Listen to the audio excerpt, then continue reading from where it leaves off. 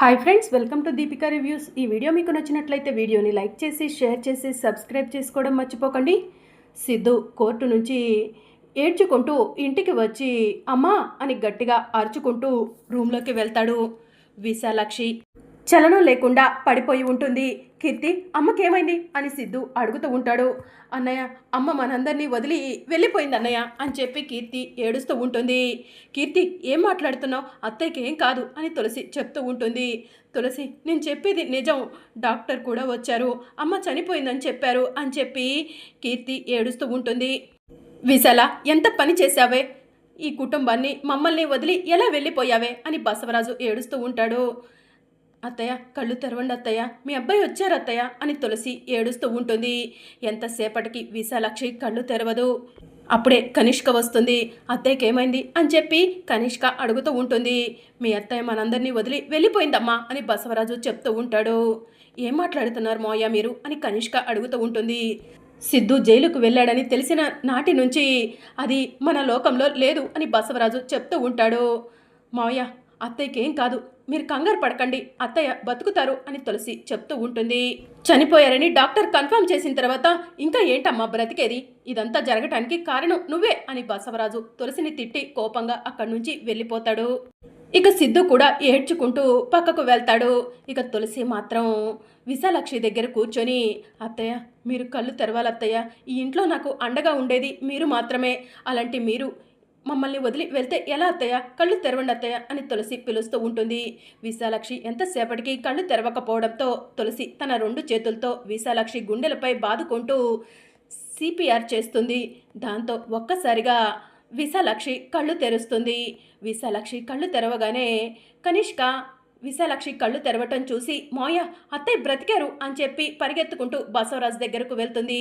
ఇక అందరూ కూడా పరిగెత్తుకుంటూ విశాలాక్షి దగ్గరకు వస్తారు. విశాల, నీకేం కాలేదు కదా అని బసవరాజు ఏడుస్తూ ఉంటాడు. నాకేమవుతుందండి అని చెప్పి విశాలాక్షి అంటుంది. సిద్ధు సిద్ధు అని కలవరించావు కదా, ఇదిగో మన సిద్ధు అని చెప్పి బసవరాజు చెప్తూ ఉంటాడు. అమ్మ కనిష్క, నువ్వు వచ్చిన తర్వాతే మీ అత్తయ్య కళ్ళు తెరిచిందా? ఇదంతా కూడా నీ మహిమేనమ్మా అని బసవరాజు అంటూ ఉంటాడు. ఇక తులసి మాత్రం ఏం మాట్లాడకుండా అలానే చూస్తూ ఉంటుంది. ఓ, ఈ తులసి క్రెడిట్ అంతా కూడా నాకు వస్తుంది, దీన్ని నేను యూజ్ చేసుకోవాలి అని కనిష్క తనలో తాను అనుకుంటూ ఉంటుంది. అవును మోయ, నేను వచ్చి అత్తయ్య గుండెలపై సిపిఆర్ చేయటం వల్లే అత్తయ్య బ్రతికారు అని చెప్పి కనిష్క చెప్తూ ఉంటుంది. కనిష్క ఏంటి ఇలా చెప్తుంది అని తులసి ఆలోచిస్తూ ఉంటుంది. ఒరే బసవా, నాకు ఇదంతా కూడా మిరాకిల్లా అనిపిస్తుందిరా, అద్భుతంలా అనిపిస్తుంది. మన విశాల చనిపోయిందని డాక్టర్లు చెప్పారు, విశాలాక్షి బ్రతికిందిరా అని బామ్మ చెప్తూ ఉంటుంది. అమ్మ, అవునమ్మా, నాకు కూడా చాలా సంతోషంగా ఉంది. ఈ విషయం వెంటనే మన కార్యకర్తలకు చెప్పాలి అని బసవరాజు రూమ్లో నుంచి బయటకు వస్తూ ఉంటాడు. మావయ్య, ఇక మీరు కంగారు పడకండి, అత్తయ్యకు ఏమీ కాదు అని చెప్పి కనిష్క చెప్తూ ఉంటుంది. ఇక విశాలాక్షి లేచి కూర్చొని, సిద్ధు నీకేమైందోనని నేను చాలా భయపడిపోయాను సిద్ధు, నువ్వు నా కళ్ళ ముందుకు వచ్చావు, ఇక నాకు ఎలాంటి రోగం లేదురా అని చెప్పి విశాలాక్షి చెప్తూ ఉంటుంది. ఇక మరోవైపు బసవరాజు, అమ్మ కనిష్క, ఈ ఇంట్లో కోడలిగా అడుగు పెట్టక ముందే నీ కాబోయే భర్త సిద్ధుని కాపాడుకున్నావు, నీకు కాబోయే అత్తగారి ప్రాణాలను మళ్ళీ తిరిగి తెప్పించావు, నీకు నేను ఇచ్చిన మాటను తప్పనమ్మా, నువ్వు ఈ ఇంట్లో కోడలిగా అడుగు పెట్టాలి, ఆ తులసి ఇంట్లో నుంచి బయటకు వెళ్ళాలి, అలా అని నీకు నేను ప్రమాణం చేస్తున్నానమ్మా అని బసవరాజు చెప్తూ ఉంటాడు.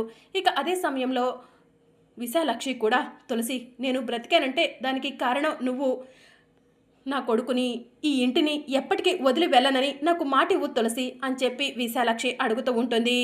ఇక తులసి నీలాంబరి చెప్పిన మాటలను గుర్తు చేసుకుంటూ ఉంటుంది. తులసి, అమ్మ బ్రతకడానికి నువ్వు కారణమా అని సిద్ధు అంటాడు. అవునండి, నేనే అత్తయ్యకు సిపిఆర్ చేశాను, అందుకే అత్తయ్య బ్రతికారు అని తులసి చెప్తూ ఉంటుంది. మరి కనిష్క ఏంటి, తను సిపిఆర్ చేశానని తను అమ్మను బ్రతికించానని చెప్తుంది అని సిద్ధు అంటాడు. పోనీలేండండి అని చెప్పి తులసి అంటుంది. లేదు తులసి, కనిష్కకు క్రెడిట్ ఇస్తుంటే నేను చూసి తట్టుకోలేకపోతున్నాను, నీకు దక్కాల్సిన క్రెడిట్ కనిష్కకు వెళ్ళటం ఏంటి? ఇప్పుడే వెళ్ళి నిజం నాన్నకు చెప్పేస్తాను అని బసవరాజు దగ్గరికి సిద్ధు వెళ్తూ ఉంటాడు. అప్పుడే కనిష్క ఎదురుగా వస్తూ ఉంటుంది. ఏంటి సిద్ధు, నాకు థ్యాంక్స్ చెప్పడానికి వచ్చావా? నువ్వు కోర్టు నుంచి బయటికి రావడానికి కారణం నేను, అలాగే మీ అమ్మగారు చనిపోతే తిరిగి బ్రతికించింది కూడా నేనే, అందుకు గాను నాకు థ్యాంక్స్ చెప్పడానికి వచ్చావా సిద్ధు? మళ్ళీ మనకి థ్యాంక్స్ ఎందుకు అని కనిష్క అంటుంది.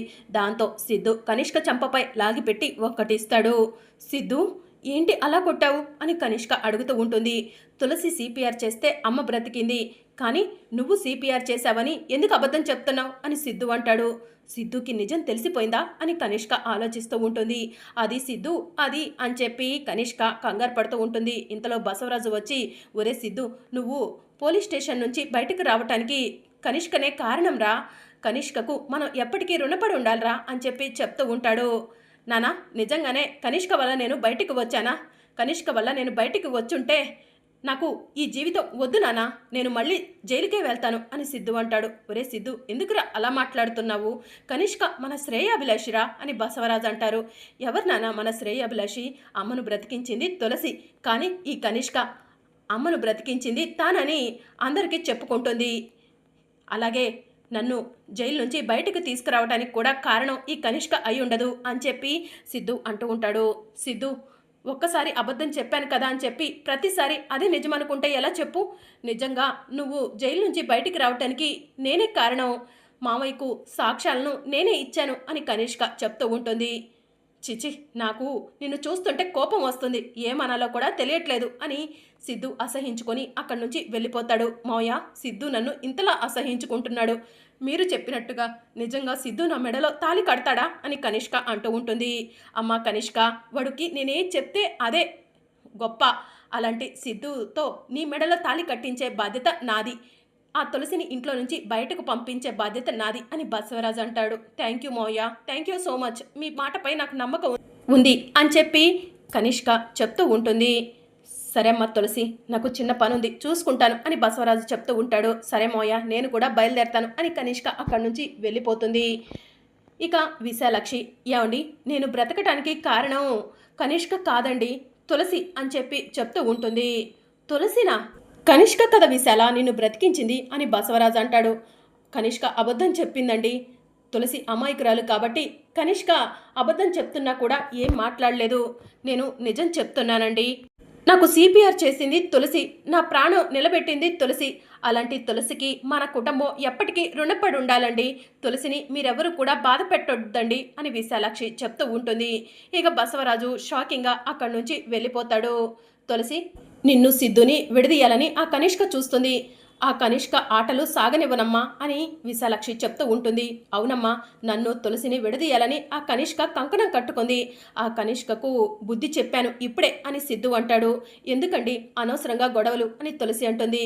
తులసి, నువ్వు ఇలా అమాయకంగా ఉంటే ఆ కనిష్క రెచ్చిపోతుంది, ఆ కనిష్కకు బుద్ధి చెప్పకపోతే తన ఆటలు ఇలానే సాగించుకుంటూ ఉంటుంది, అందుకే కనిష్కకు బుద్ధి చెప్పాను, ఇక నువ్వు భయపడాల్సిన అవసరం బాధపడాల్సిన అవసరం లేదు, ఆ కనిష్క ఇక ఎన్ని ప్రయత్నాలు చేసినా కూడా మన ఇద్దరిని విడదీయలేవరు తులసి అని చెప్పి సిద్ధు చెప్తూ ఉంటాడు. మనం ఇద్దరం విడిపోవడానికి ఆల్రెడీ సన్నాహాలు జరుగుతున్నాయండి, నేను మామయ్యకు మాట ఇచ్చాను, మీ చేత నేను అవమానించి అసహించుకుని ఇంట్లో నుంచి బయటకు వెళ్ళేలా మామయ్యకి ఇచ్చిన మాటను నిలబెట్టుకోవాలండి, త్వరలోనే ఈ ఇంటిని మీ అందరినీ వదిలి వెళ్ళిపోబోతున్నానండి అని తులసి తనలో తాను అనుకుంటూ ఉంటుంది. మరి అప్కమింగ్ ఎపిసోడ్లో ఏం జరగబోతుందో తెలుసుకోవాలనుకుంటున్నారా? అయితే ఛానల్ను సబ్స్క్రైబ్ చేసుకోండి.